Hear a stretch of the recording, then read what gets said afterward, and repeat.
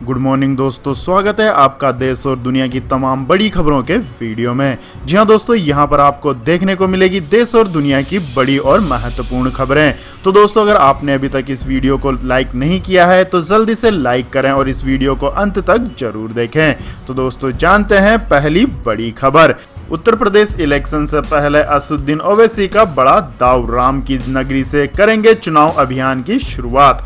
जी हां दोस्तों, all India मजलिस ए इत्तेहादुल मुस्लिमीन यानी कि AIMIM के प्रमुख असदुद्दीन ओवैसी ने 2022 के यूपी विधानसभा चुनाव अभियान की शुरुआत 7 सितंबर से राम की नगरी अयोध्या से करने का फैसला किया है।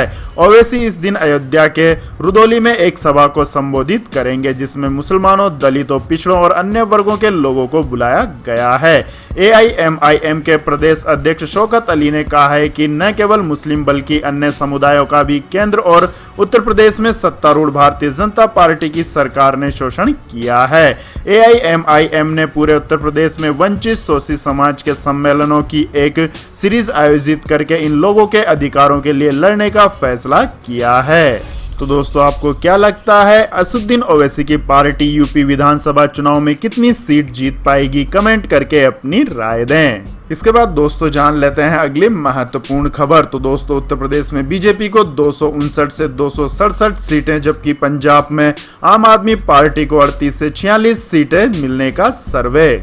जी हां दोस्तों, उत्तर प्रदेश, उत्तराखंड, पंजाब, गोवा और मणिपुर में अगले साल यानी कि 2022 में चुनाव होने हैं। ऐसे में एक बार फिर से चर्चा शुरू हो गई है कि इन राज्यों में इस बार किसकी सरकार बनेगी।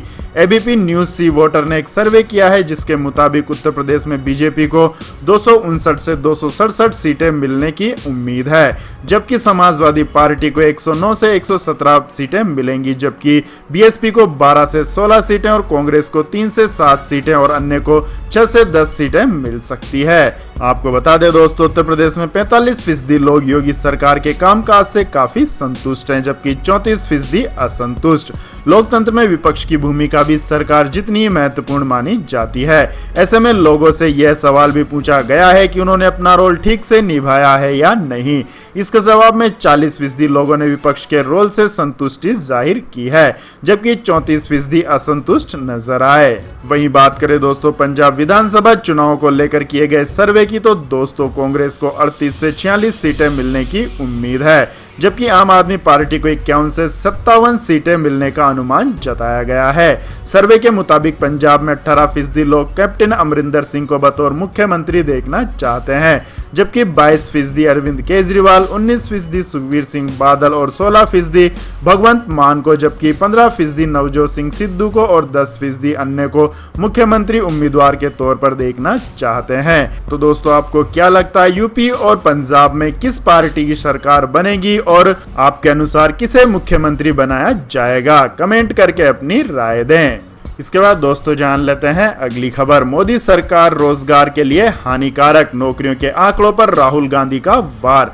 जी हां दोस्तों, कांग्रेस नेता राहुल गांधी ने शुक्रवार को उन आंकड़ों को लेकर PM नरेंद्र मोदी और उनकी सरकार पर निशाना साधा है, जिसमें जानकारी दी गई है कि जुलाई माह की तुलना में अगस्त में नौकरियों के अवसर 15 लाख कम हुए हैं। वित्त मंत्री निर्मला सीतारमण की ओर से घोषित की गई राष्ट्रीय मौद्रीकरण पाइपलाइन योजना सहित मोदी सरकार की आर्थिक नीतियों की तीखी आलोचना करते रहे राहुल गांधी ने मोदी सरकार को रोजगार के लिए नुकसानदायक बताया है। पूर्व कांग्रेस अध्यक्ष ने ट्वीट में लिखा है कि मोदी सरकार रोजगार के लिए हानिकारक है। वे किसी भी प्रकार के मित्रहीन व्यवसाय या रोजगार बढ़ावा या सहारा नहीं देते, बल्कि जिनके पास नौकरियां हैं उसे भी छीनने में लगे हैं। देशवासियों से आत्मनिर्भरता का ढोंग अपेक्षित है, जनहित में जारी। तो दोस्तों, क्या आप भी राहुल गांधी जी की बातों से सहमत हैं? क्या वाकई में प्रधानमंत्री नरेंद्र मोदी की सरकार में नौकरियों के अवसर कम मिले हैं? कमेंट करके अपनी राय दें। इसके बाद दोस्तों, जान लेते हैं अगली खबर। कोविड से मौत पर मुआवजे केस में केंद्र पर बरसा सुप्रीम कोर्ट, कहा तब तो तीसरी लहर भी हो जाएगी खत्म। जी हां दोस्तों, देश भर में कोविड-19 की वजह से मरने वालों को मुआवजा देने और डेथ सर्टिफिकेट जारी करने की नीति बनाने के फैसले के अनुपालन की रिपोर्ट दाखिल न करने पर सुप्रीम कोर्ट ने केंद्र सरकार के प्रति नाखुशी जताई है। सुप्रीम कोर्ट ने केंद्र को 11 सितंबर तक ये रिपोर्ट दाखिल करने को कहा है। जस्टिस MR शाह और जस्टिस अनिरुद्ध बोस की खंडपीठ ने कहा कि हमने आपको काफी पहले इस बारे में आदेश दिया था, बावजूद इसके इस पर अमल नहीं किया गया। कोर्ट ने कहा कि अब तो तीसरी लहर की आशंका भी दिन प्रतिदिन नजदीक आती जा रही है। कोर्ट ने कहा कि कोविड की वजह से मरने वालों को मुआवजा देने और डेथ सर्टिफिकेट जारी करने का फैसला 30 जून को दिया था, लेकिन अभी तक कुछ नहीं किया जा सका। कोर्ट ने कहा कि तब तक तो तीसरी लहर भी खत्म हो जाएगी। इसके बाद दोस्तों जान लेते हैं अगली खबर। इंडियन रेलवे ने ट्रेन को सैनिटाइज करने का निकाला नया तरीका, 2 मिनट में बोगी हो जाएगी एकदम साफ। जी हां दोस्तों, कोरोना वायरस महामारी के बीच ट्रेनों का परिचालन लगभग सामान्य होने को है। ऐसे में रेलवे के लिए हर कोच की सफाई और प्रॉपर सैनिटाइजेशन एक चुनौती भरा काम है। लिहाजा रेलवे अब सैनिटाइजेशन के लिए रोबोट डिवाइस का उपयोग करने जा रहा है।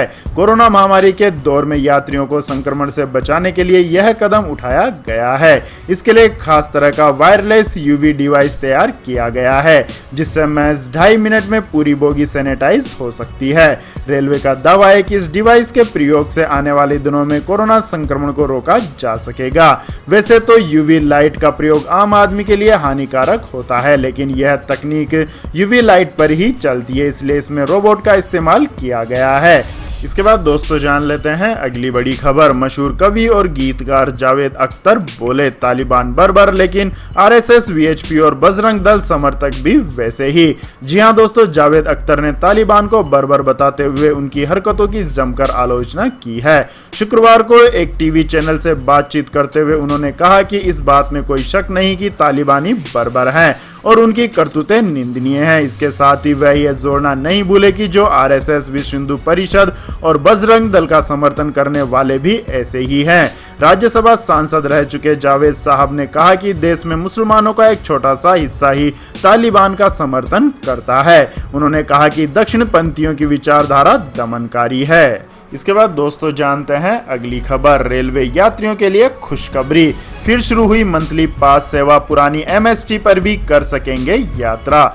जी हां दोस्तों, उत्तर रेलवे ने एमएसटी पर ट्रेन यात्रा शुरू कर दी है। इससे उन यात्रियों को फायदा होगा जिन्होंने पिछले साल लॉकडाउन से पहले एमएसटी या सीजनल टिकट बनवाया था, लेकिन लॉकडाउन के बाद वो इसका इस्तेमाल नहीं कर सके। अब वो इस एमएसटी का इस्तेमाल कर सकेंगे।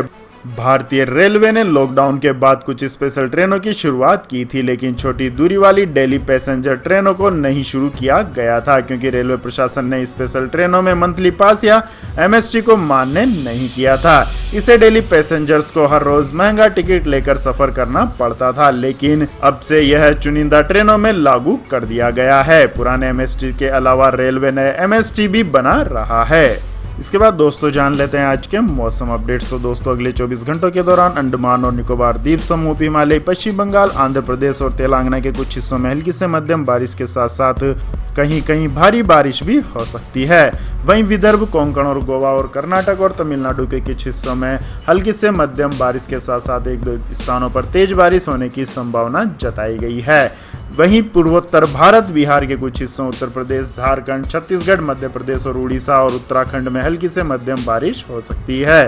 पूर्वी राजस्थान, गुजरात के कुछ हिस्सों, आंतरिक कर्नाटक, केरल, हिमाचल प्रदेश, गंगीय पश्चिम बंगाल और लक्षद्वीप में हल्की बारिश होने की संभावना जताई गई है। इसके बाद दोस्तों जान लेते हैं आज के सोने और चांदी के भाव। तो दोस्तों भारतीय बाजार में आज सोने की कीमतों में गिरावट देखने को मिली। India bullion and jewellers association के मुताबिक आज सोने की कीमत में 66 रुपए की गिरावट दर्ज की गई।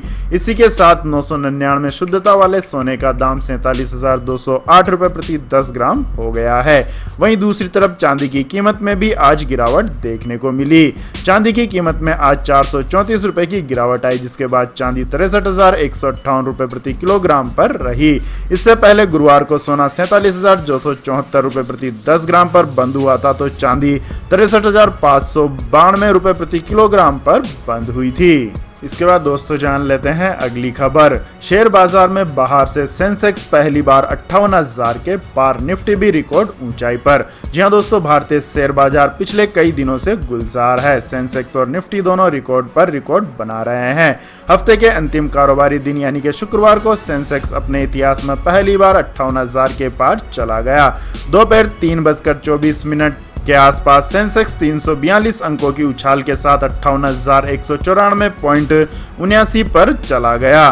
कारोबार के अंत में सेंसेक्स 287.41 अंकों की तेजी के साथ 58,129.95 पर बंद हुआ। इसी तरह निफ्टी भी 28 अंकों की तेजी के साथ 17,262.45 पर खुला और दोपहर 3:24 के आसपास 106 अंकों की उछाल के साथ 17,340.10 पर पहुंच गया। कारोबार के अंत में निफ्टी 89.45 अंकों की तेजी के साथ 17,323.60 पर बंद हुआ। इसके बाद दोस्तों जान लेते हैं अगली खबर। ब्रिटेन का बड़ा बयान, कहा अमेरिका अब सुपर पावर नहीं रहा। जी हां दोस्तों, ब्रिटेन के रक्षा मंत्री बेन वालेस ने अफगानिस्तान में करीब 20 साल बाद फिर से तालिबान की वापसी को अमेरिका के लिए करारी शिकस्त बताया और कहा कि उसे अब महाशक्ति नहीं कह सकते। वालेस ने परोक्ष रूप से अमेरिका पर हमला बोला और सुपर पावर मानने से इनकार करते हुए कहा कि यह देश अब सिर्फ एक बड़ी शक्ति बनकर रह गया है। अफगानिस्तान से अमेरिकी सैनिकों की वापसी के बाद आलोचनाओं से घिरे जो बाइडेन के लिए ब्रिटेन के रक्षा मंत्री का यह बयान बड़ा झटका है। इसके बाद दोस्तों जान लेते हैं अगली खबर। दिल्ली एयरपोर्ट से शुरू की गई नई सुविधा, लगेज के लिए मिलेगी डोर स्टेप सर्विस, सीधा घर पहुंचेगा सामान।